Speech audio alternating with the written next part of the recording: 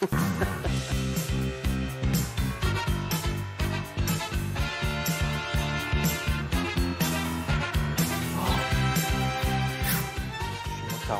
ça y est, c'est fini.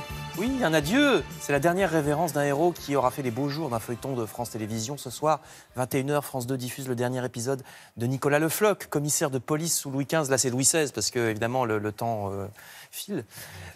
Le Parisien, aujourd'hui en France, l'Humanité, La Croix, salue cette série dont les enquêtes passionnantes se déroulent dans un pastiche de français du XVIIIe siècle. Quand on dit un gros mot, c'est bigre, fichtre.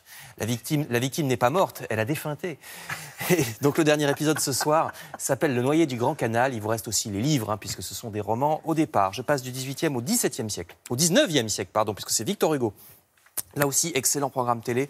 Évoqué dans cet article du supplément Week-end de La Croix, si les œuvres de Victor Hugo ont fait l'objet de nombreuses adaptations, c'est assez rare de s'intéresser à sa vie, à lui, qui est pourtant pleine de rebondissements romanesques. Voici donc une série en 4 épisodes qui se concentre sur les années autour de 1850, c'est-à-dire le moment où Victor Hugo, qui, à la fin de l'époque Louis-Philippe, est pair de France, c'est-à-dire l'équivalent d'un sénateur du roi Louis-Philippe, quelqu'un de très installé. Il va devenir républicain avec la Révolution de 1848, puis carrément un opposant après le coup d'État de Napoléon III. C'est à cette époque que Victor Hugo s'en va à Guernesey, en exil. Donc 4 épisodes diffusés lundi et mardi sur la 2, et il y a aussi une émission spéciale Victor Hugo ce dimanche à 22h35 sur France 5, et plusieurs émissions en ce moment sur France Culture autour de Victor Hugo.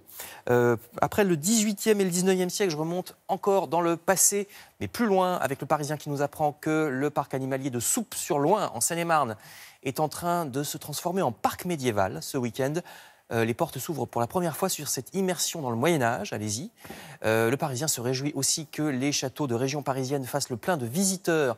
Depuis le début de l'année, la fréquentation a augmenté, par exemple, plus 11% à Vaux-le-Vicomte, plus 18% au château de Champs-sur-Marne, pas mal.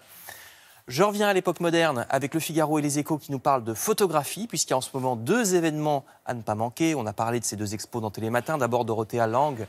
Je dis Dorothea Lange et non pas Dorothy Lange parce qu'elle est allemande au départ. C'est au musée du jeu de paume. C'est la grande photographe de la crise des années 30 aux USA. Expo jusqu'à fin janvier. Et puis jeudi prochain, chez Christie's, on vient d'en parler, une vente aux enchères est consacrée au photographe japonais Hiroshi Sugimoto, dont vous avez vu l'une des œuvres. La voici à droite, voilà, cet escalier pris en contre-plongée. Enfin, je termine avec le supplément Week-end de La Croix qui nous apprend qu'à Nantes, les 1000 choristes de l'ensemble Urban Voices donneront ce dimanche un grand concert sur le thème de la rumba cubaine. C'est gratuit.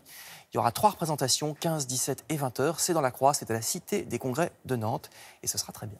Voilà. Merci beaucoup Frédéric. On se retrouve demain dans Télématin pour la revue de presse des magazines.